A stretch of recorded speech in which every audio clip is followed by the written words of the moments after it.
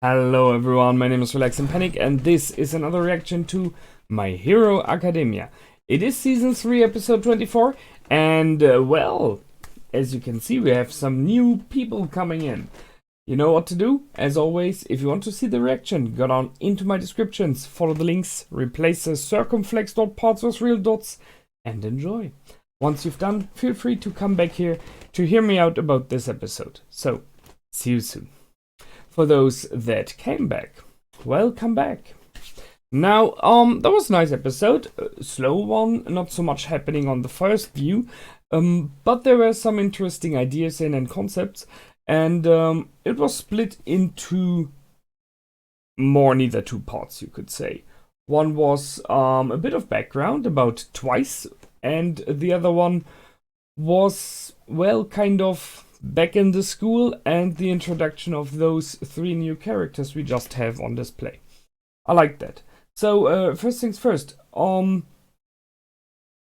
was a little bit confused. Who is that in the beginning of the episode? I mean, we go in and we see a person we don't know, a blonde guy, smokes a lot, just standing around and watching the normal people. And the way that he thought and that he acted was pretty clear that he somehow felt like he did not belong to them, with them. And I think that's a general thing, which, by the way, I like a lot. That they show the backgrounds, the where do we come from informations, not only for, as example, Midoriya and Bakugo, and for then over time for his classmates, which I already like, but I really dig the fact that they go into the details about the villains as well. They do have a story. They have a past where they come from, and it explains a lot to you why they act how they do. So, for Twice, that was a great idea, a really cool idea of how this character has come to be. So, having a quirk to duplicate yourself, and as far as I know, others as well. We have seen him do it with others. He created copies of himself, and he was able, and that's interesting, to copy the copies. So he can more neither create endless amounts of the same person, which is dangerous as heck. Just think I mean, the question is, how powerful are those copies? Are they as good, as powerful as the original? And do they possess his quirk? We have seen Darby as a copy using his quirk, the blue fire. So, I guess yes. Just think about if he would be able to duplicate someone like All for One. Just think about that. What that would mean. We would have two of them, and then he would duplicate them again and again and again. An army of All for One, no one could stop them. It would very likely happen what happened in his history as well. They would turn against each other. Because they're egomaniacs, you know? So the copies don't fall apart that easily or by his will. They have to be destroyed. They have to be damaged somehow. From what we've seen with Darby, I guess it doesn't have to be as much as you would need for a real living being. Because with the damage that the Darby clone got from Eraserhead, he would have not fallen apart normally. A normal human being would have still survived, would have been a little bit hit, and that's it. But the clone, simply fall into pieces. So I guess the clones do not take as much damage. But that means they're a glass cannon. And you just take copies of characters that just do a lot of damage from afar, as example, and you have an incredibly huge army if they are loyal to you. I like the idea that they turned against each other. That's a really great thing, and it makes sense, because if they're completely self-aware, then there's no reason for them to say, sure, I will serve you just because you are the creator. They would be like, no, screw that, I'm my own. You know, I have my own free will. I will not serve you. I will not do what you want. So that was good. He is unsure now. That's interesting. If he is the original. And yeah, you could argue when all the others killed each other and there was just slime left. Wouldn't that be the proof that you're the original? But then, what do you know about yourself? What if the original, when it dies, turns into this slime as well? Because his body is already this different. What if? And what if the original made a clone and just put you in the house to test, you know? There's not really a way to be sure. He thinks he is the original, but everyone else thought so as well in the end. So there you are in the world, and you're not sure, am I a real thing or am I a clone? That's a mean question. And I'm pretty sure there are 1 or 2 movies about that as well in the past. So I think I saw one of those in the past. I think it was with Schwarzenegger? I'm not sure. Whatever. Great background story, and it explains why he doesn't look at himself like he's a part of society. He doesn't feel to be part of it because he's not even sure he's a human in the meaning.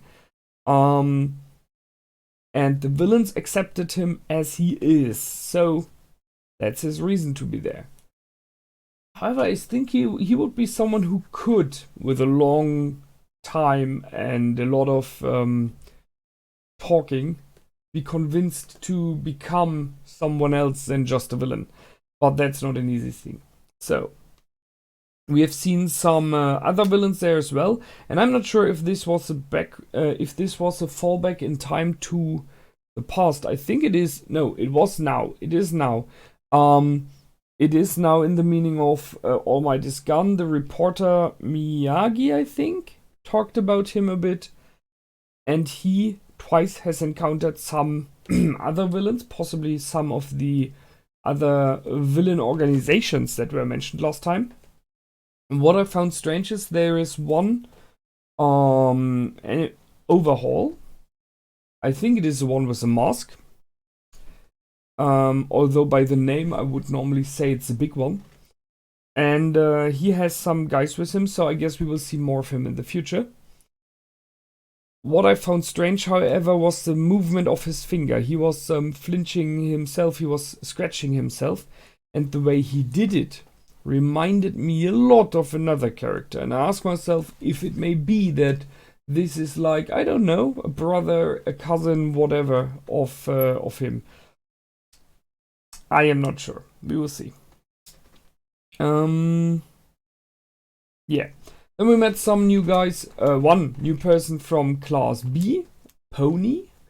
I have not seen her before. Maybe she was somewhere in the background, but she didn't came to my mind.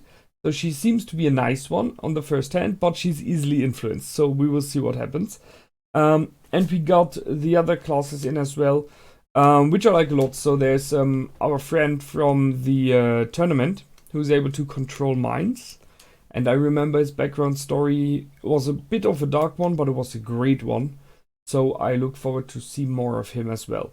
It feels a lot like the writers here are saying like, okay, we put our pieces in position, we put our people in position. You will see more of them in the next episodes, hopefully. We had the first view of the blonde guy from those 3. Oh, it's the wrong side. Over here. From the back, so it was pretty clear that he might be important. And later on we had the girl of the 3 telling him that she knows that it's someone from class 1, what they were talking about. Was a good one. President Mike as English teacher. I can only guess this is problematic. Possibly a lot. And yeah. Here we are with Midoriya and Bakugo. So house arrest does not mean that your spare time is not allowed to be used as you want. It does that as well. But it also means that you're not allowed to go to the school. I think that's a bit weird. I see on the one hand, thus they are determined to be good at this school, that this is really a bad thing for them. So a house arrest is a mean thing. But on the other hand, I doubt the idea of that in general, because you want those to be well educated and doing good. So why force them away from the classes? I'm not so much in for that kind of house arrest. I think it's not clever. It's, yeah, for those two, they are good. They will be able to compete still and will be able to get those 3 days learned again. But if you take other characters, other people from whatever class that are not really good in the theoretics, in the lessons, this might cause them to lose the drive completely and fall out of the school. So I think that's not a good idea. Let's talk about those 3 now, however. So they appear in the class and are introduced as the big 3 from the 3rd year, so last semester, more neither now. One step before they are pro heroes, I guess. We know from the blonde guy that he has a very unique quirk, which is, I guess, some kind of merging with materia. By the way, his face reminds me a lot of Tim and Struppi, which is, I guess you know it, because this blonde face with just a hint of a nose. I mean, they all do not have very clear noses and mouths, but additionally with those strange eyes he has, that looks a lot like the drawing style of Tim and Struppi, where characters are designed very much like that. And he looks like the main character there a lot, except for the fact that he's older and bigger. So let's talk about his quirk. The question for me is, if this is a quirk where he can merge with materia, does he have to be there? So what I mean is, was he at the other side of the wall and merging through the wall, fusing with the wall, and then just looking outside of the wall? And then is he able to travel in the materia, as it seems, and can come out of the ground due to that? If that's the case, what happens if someone takes a shovel and puts it in the ground where his face is next to? Will his body be in there as well and attackable thus? Or is it that he... I'm not sure. How does it work? I guess we will learn. Or is his quirk that he can from afar, like, take over materia and tell the materia to look like his face and possibly his body? I guess it is the first one, that he's completely vanishing and becoming part of the materia. But that would bring in the question, is he in a specific area and can he be attacked due to it? If not, that's a hell of a strong quirk, because he can become unbeatable if he just merges in the ground, and yeah, you can hit his face when he comes out for a second. But apart from that, he wouldn't be beatable very easy. Then there's her. I have no clue. We will see what her quirk is. She has very long hair, so maybe it's something with her hair. I mean, the hair is not just long, it's extremely long, as it seems. She seems to be a nice girl on the first hand, but then we have the same facial design as we have for, I wrote it down, I thought, but I haven't. Oh yeah, there she is. I'm thinking about our League of Villain girl. And it's not Darby, I know, I'm sorry. Toga it is, yes. Reminds me a little bit of Toga, but that's because they do use the same kind of facial expressions for many characters. So, just saying. And I really hope they do not do the Toga took her over and does stuff again. That would be kind of boring, because we had it already. And finally, number 3. So, here we are. I mean, I look at him, I see him standing, I see his hair and everything, and my first impression was, oh look, it's Eraserhead. Just younger. This don't care and I'm down momentum of his character. He reminds me a bit of him. So we will see what his quirk is. Would be funny if he would be like the Legial Sun or something like that. Yeah, that's it for now. I look forward to what they will tell us for the next episode. I do see some scars on the arm of the blonde one, so which reminds me of Midoriya, by the way. So they possibly had some fights already and have some interesting stories to tell. And they might be like tutors for the younger boys and girls. So let's hope for it. That's it for now. I hope you enjoyed, and I will see you the next time. Until then, my name is Relax and Panic. Feel free to comment, like, and subscribe. Goodbye and out.